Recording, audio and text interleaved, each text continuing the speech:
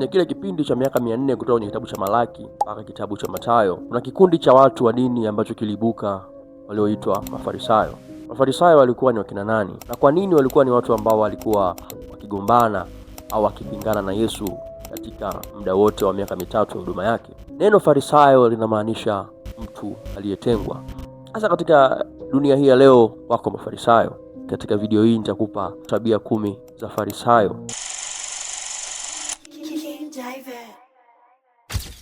Karibu sana, naitwa David. Mimi ni rafiki yako ambaye nakuletea mafundisho mbalimbali ya Biblia ambayo yatakushangaza na yatakufurahisha, na kuna vitu vingi ambavyo utajifunza. Twende moja kwa moja. Mafarisayo walikuwa ni watu ambao wamejitenga ili kuishi maisha matakatifu.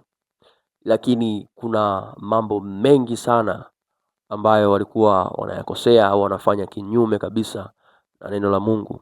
Na katika tabia hizi nadhani ukizifahamu utaweza tawewe kuziepuka ili usiweze kuingia katika kundi hili. Namna ya kwanza ambayo Biblia imeelezea Mafarisayo ni wazao wa nyoka. Yohana Mbatizaji na Yesu Kristo mwenyewe wote waliwaita wazao wa nyoka. Mathayo sura ya 3 mstari wa 7, hata alipoona wengi miongoni mwa Mafarisayo na Masadukayo wakiujia ubatizo wake Yohana Mbatizaji huyo, aliwaambia, enyi wazao wa nyoka, ni nani aliyewaonya ninyi kuikimbia hasira inayokuja? Mathayo sura ya 23 mstari wa 33, enyi nyoka, wana wa majoka, mtaikimbiaje hukumu ya jehanamu? Kitabu cha Ufunuo sura ya 20 mstari wa 2 kinaita shetani joka au nyoka wa zamani. Kwa hiyo Yohana na Yesu kuwaita Mafarisayo wazao wa nyoka, maana yake ni kwamba chanzo chao au chanzo cha mafundisho yao kimetokana na shetani. Namba 2, Mafarisayo hujihesabia haki. Ni watu ambao wanajiona wana haki au watakatifu au wanastahili zaidi kuliko watu wengine. Mathayo sura ya 9 mstari wa 11, Mafarisayo walipoona waliwaambia wanafunzi wake, mbona mwalimu wenu anakula pamoja na watoza ushuru na wenye dhambi? Yaani walikuwa ni watu ambao hawataki kabisa kujichanganya na wenye dhambi.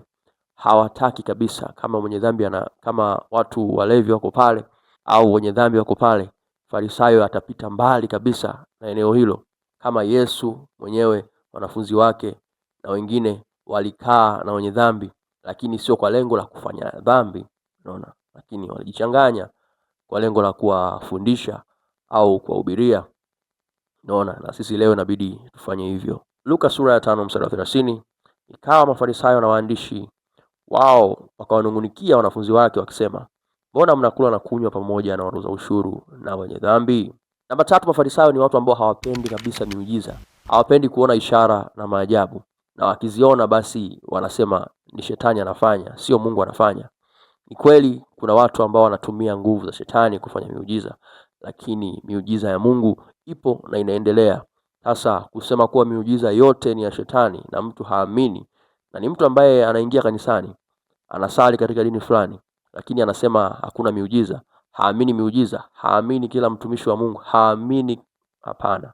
Hiyo inakuwa ni too much, na ndio dhambi ambayo iliwaponza Mafarisayo, na Yesu aliita kwamba hii ni dhambi ya kumkufuru Roho Mtakatifu katika kitabu cha Mathayo sura ya 12. Mathayo sura ya 12 mstari wa 24 unasema, lakini Mafarisayo waliposikia walisema, huyu hatoi pepo ila kwa Beelzebuli mkuu wa pepo. Luka sura ya 6 mstari wa 7, na waandishi na Mafarisayo walikuwa wakimvizia ili waone kwamba ataponya siku ya Sabato kusudi wapate neno la kumshtaki. Namba 4 ni watu ambao wanashika sheria. Kushika sheria ni nini?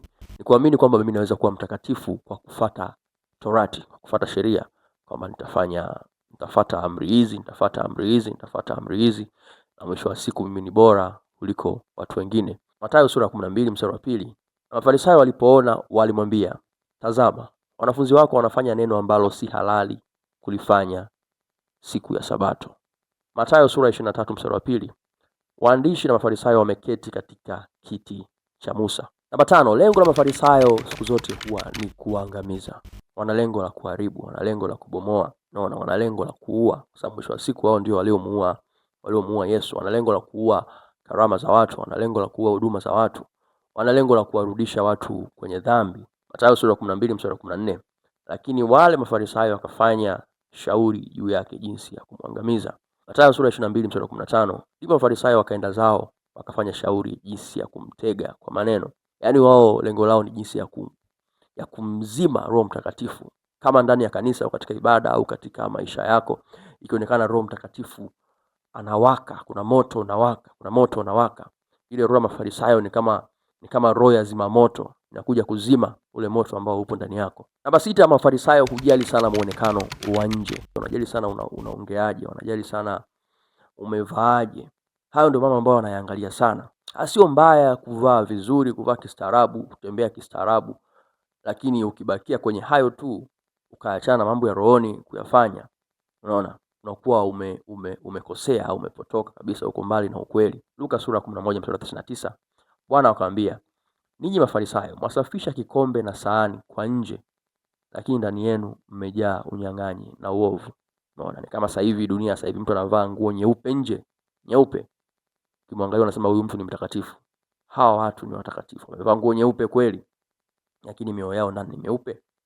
Namba 7, tabia ya Mafarisayo ni tabia ambayo inaambukiza kwa urahisi sana, inaambukiza sana. Yaani ukikaa karibu na hao watu na wewe unakuwa kama wao. Mathayo sura 16:6, Yesu akamwambia, angalieni, jilindeni na chachu ya Mafarisayo na Masadukayo. Kuna watu wengi wanakutana na Yesu, wanaokoka vizuri, Yesu anawaponya, anawabadilisha, lakini wakishaingia katika makanisa wanakutana na watu ambao ni Mafarisayo, wanawaingiza katika mfumo wao na wao wanakuwa wamepoa kama wao. Basi zamani nilikuwa namsikia Mungu na nipo karibu na Roho Mtakatifu, lakini sasa hivi nimekuwa mkavu kabisa. Unaona? Namba 8, huwa Mafarisayo wana maswali ya mitego au maswali yenye lengo la kumwaibisha mtu.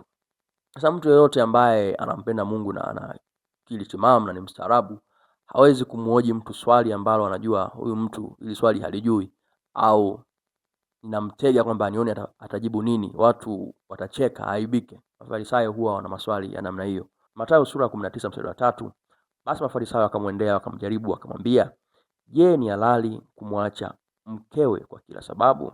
Na majibu walikuwa wanayajua, lakini walikuwa wanamtega tu ili wamwaibishe. Marko sura ya 10:2, basi Mafarisayo akamwendea wakamuuliza, je, ni halali mtu kumwacha mkewe? Awaandika huku wakimjaribu. Yaani lengo lao la ndani ilikuwa sio kujua jibu la hilo swali, lakini lengo lao la ndani lilikuwa ni kumtega, kumwaibisha. Luka sura 11:53, alipotoka humo waandishi na Mafarisayo walianza kumsonga vibaya na kumchokoza kwa maswali mengi. Namba 8, hii ndio tafsiri halisi ya Mafarisayo. Kama ukiulizwa Farisayo ni nani kwa sasa, Farisayo ni nani? Mafarisayo ni wanafiki. Yaani kwa ufupi ni kwamba Farisayo ni mnafiki. Mnafiki ni mtu yupi? Mnafiki ni mtu ambaye anavaa sura ambayo sio ya kwake. Mnafiki ni mtu ambaye anaonyesha tabia ambayo sio ya kwake mbele za watu, wakati akiwa sehemu ya siri au akiwa mahali ambako watu hawamuoni anakuwa na tabia nyingine. Mnafiki ni mtu ambaye anataka aonekane na watu wamsifie. Lengo lake ni watu wamsifie, sio Mungu amsifie, watu wamsifie. Anafanya mambo kwa ajili ya watu, sio kwa ajili ya Mungu. Yaani kwa ufupi ni kama muigizaji. Kwenye kitabu cha Mathayo sura 23, mara saba Yesu amewaita Mafarisayo wanafiki. Sitaweza kuisoma hii mistari yote, lakini tuangalie Luka sura ya 12:1. Wakati huo makutano walipokutanika elfu hata wakakanyagana, alianza kuambia wanafunzi wake, kwanza jilindeni na chachu Mafarisayo, ambayo ni unafiki.